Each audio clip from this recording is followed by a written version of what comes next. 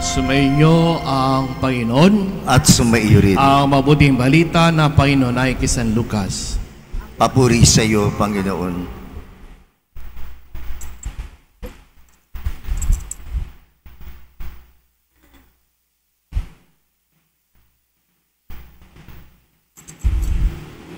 Noong panahon yun, sinabi ni Jesus sa pinuno ng mga Pariseo na naganyaya sa kanya, kapag naghahanda ka, huwag ang mga kaibigan mo, ang mga kapatid, mga mag-anak, o mayayamang kapitbahay ang aanyayahan mo, sapagkat aanyayahan ka rin nila, at sa gayoy naggantihan ka na. Kaya, kung ikaw ay maghahanda ng isang malaking salo-salo, ang mga pulubi, mga pingkaw, mga pilay, at mga bulag, ang aanyayahan mo. Hindi sila makagaganti sa iyo, at sa gayoy magiging mapalad ka. Gagantihin ka ng Diyos sa muling pagkabuhay na mga banal. Ang mabuting balita ng Panginoon. Pinupuri ka namin, Panginoong Hesukristo. Magandang umaga po sa lahat. Maraming salamat po sa paanyaya, no? Kahit na mahirap tanggapin dahil Lunes.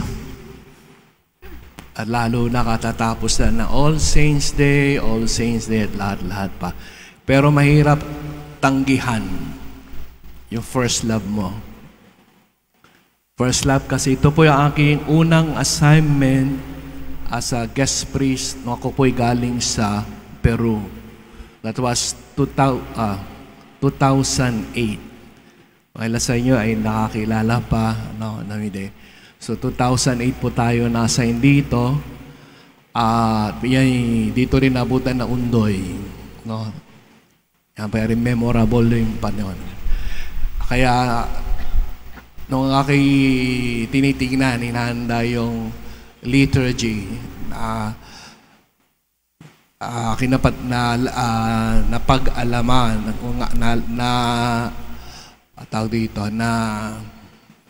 naalala. Ngayon din ay kapistahan ni San Martin de Porres. No, siya ay taga Peru, pinanganak sa Lima.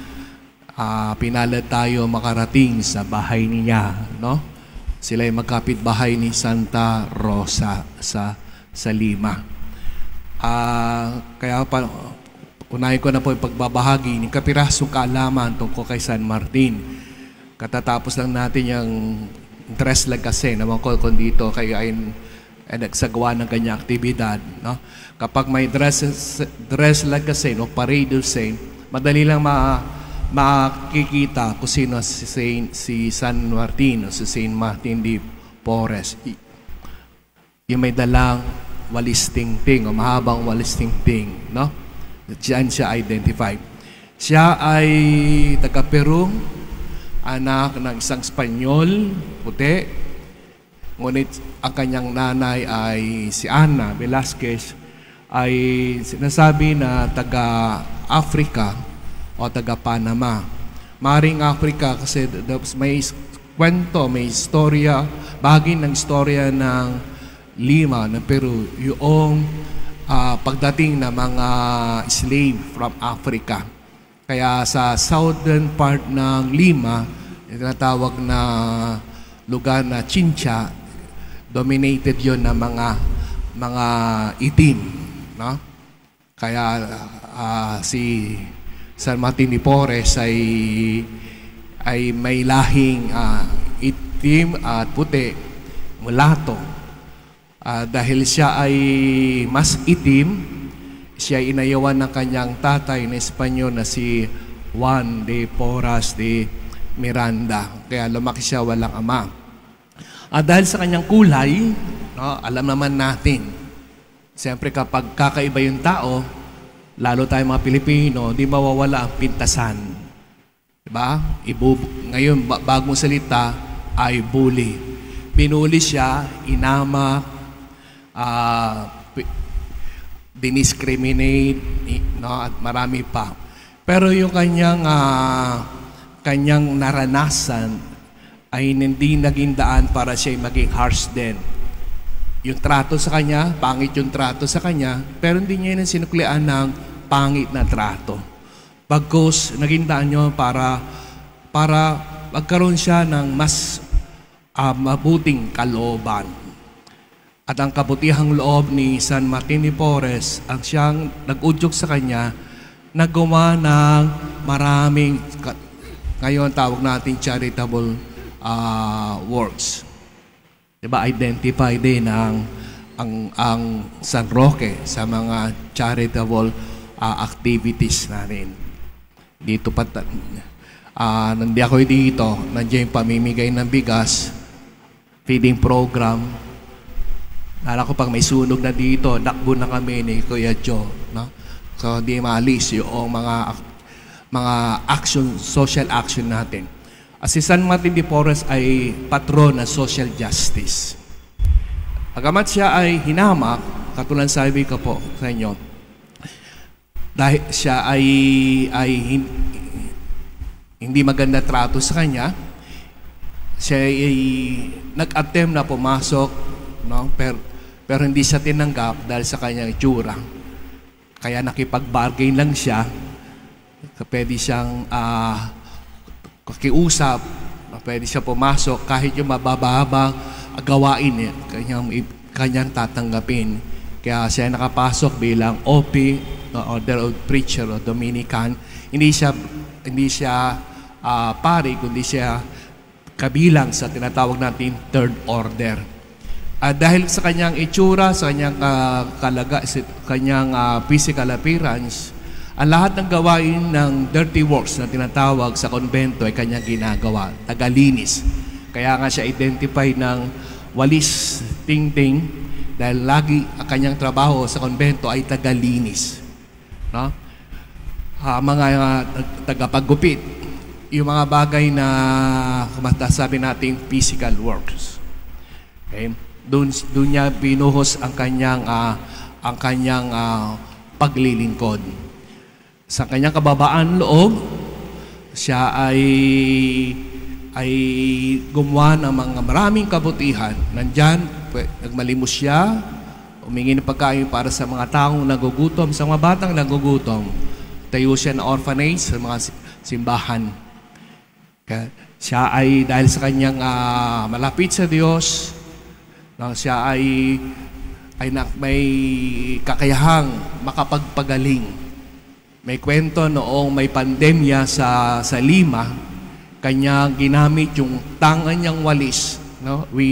Instead sa saig, iwalis sa ere niya, no? Sa brigid niya, ginawa, wasik-wasik yung walis ting-ting hanggang nawala ang epidemya. Siya din ay tinaguri ang by location. Nakikita siya at the same time sa dalawang lugar dahil siya sa pagiging kanyang malapit sa Diyos at kanyang pagiging madasalin. Ano ba ang kaugnayan ng piyesta natin o pagdiriwang natin kay San Martin de Porres sa ginagawa nating nobena? Lagi ko pa sinasabi sa akin sa parokya, sa kasalukuyan, ako po ay parish priest ng San Rafael Arcangel sa Ginhawa, Barangay Ginhawa South sa Tagaytay po. So medyo malaki-laki lang po yung simbahan, no?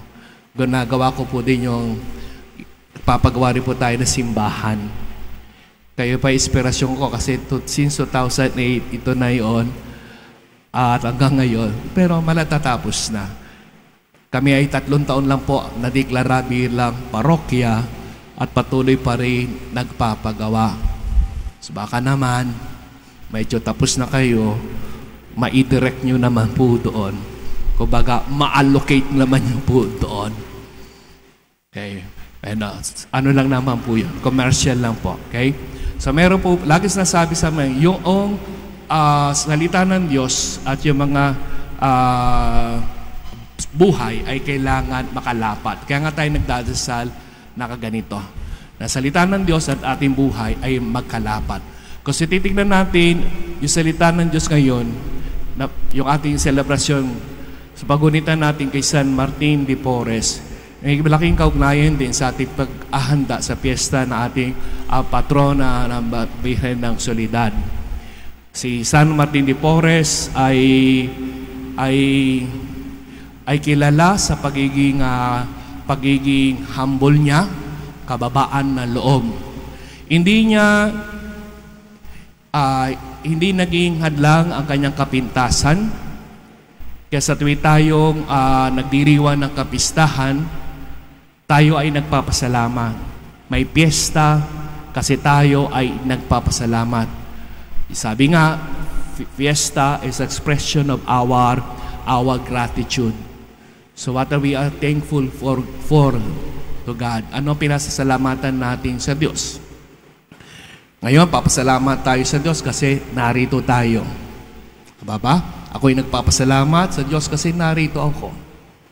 Kayo rin po ba'y nagpapasalamat kasi narito kayo? Kaya pwede sabihin sa katabi mo, salamat, narito ka. Tinanggapan ng katabi natin. Kasi minsan, tayo nagpapasalamat, wala siya rito.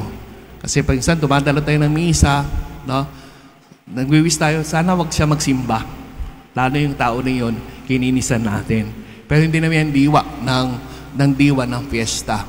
Ang fiesta, tayo nagpapasalamat sa mga kabutihang ibinigay sa atin ng Diyos. Sa mga biyayang pinagkalo sa atin ng Diyos. Kaya sa araw nito, tayo nagpapasalamat kasi binigay sa atin ng Diyos si San Martin de Porres para makita natin yung pagkilos ng Diyos na sa kabila ng kanyang katayuan, maaari sabihin natin kapintasan, maaari hindi kanyang apiras hindi angkop sa maraming tao, pero ang Diyos ay gumawa pa rin na sa kanyang nakitaan, sa kanyang buhay, sa buhay ni San Martin de Porres, nakita natin ang pagmamahal ng Diyos. Nakita natin ang mukha ng Diyos. Sapagkat si San Martin de Porres nagpahalaga siya sa mga katulad niyang aba, sa mga katulad niyang kapuspalad, sa mga katulad niya na hindi napapansin ng lipunan. At yun ay naging posible dahil sa kanyang kababaang loob. Kung meron tayong dapat tularan kay San Martin de Porres, at yan ay ang kababaang loob. At dyan din tayo dinadala ng ating pong pagnonobena sa Mahal na Birhen ng Soledad. Ang Mahal na Birhen Maria ay larawan din ng kababaang ng loob. Nung siya ay pinili ng Diyos, hindi niya yung pinagmalaki, hindi niya yung pinagyabang. Bago sinabi niya, ako'y alipin ng Diyos.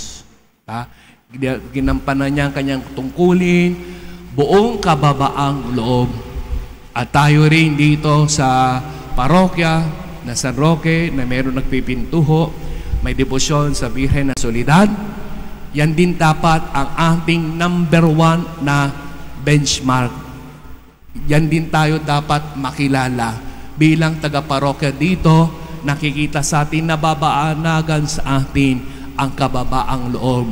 Dahil ang kababaang loob ay may diwa ng pasasalamat. Kaya nga ang ating piyesta ay makulay. Ang piyesta natin mahaba. Natin noon, meron lang piyesta sa loob at piyesta sa labas. Nabasa ko yung program, meron palang 3rd novena. Tama ba ako? May pangatlo pa kayo. Ay, nung araw, wala yata yun, di ba? Nadagdag. So, nag-level up na kayo. So, ibig sabihin, pinuspos ninyo ng piyesta, ng pasasalamat, dahil ang pasasalamat ay masaya. Meron ba sa inyo nagpapasalamat na malungkot? Kaya nga, ang piyesta ay laging punong-puno ng kasiyahan. Nagsasayawan, nagkakantahan, nagkakainan. Sa pagganon tayo nagpasalamat sa Diyos, pinapasalamatan natin ang Diyos kasi tinulungan niya tayo tumulad sa Mahal na Birhen Maria, mapagkumbaba, at ang kababaang loob ang siyang ahantong sa atin na tayo ay maging bukas. Bukas tayo sa kalooban ng Diyos. Bukas ang ating loob, na sa mananatili sa atin ng kababano at pag-aruga at paggalinga sa iba, pagkakaroon ng malasakitan. No? Ang kababaang loob din ay nagtuturo sa atin na tayo ay maging bukas lagi ang ating puso. Nang sa ganon, matularan natin at makita sa atin ang halimbawa na mahal na Birhen Maria. Nawa ang mga misa, mga paghahanda na sinasagawa natin ay makatulong sa atin sa hadikahin na tularan ng mahal na Birhen Maria upang ating parokya ay patuloy na maging masigasig, aktibo at tunay nga nagpapahayag ng larawan at pag-ibig ng Diyos.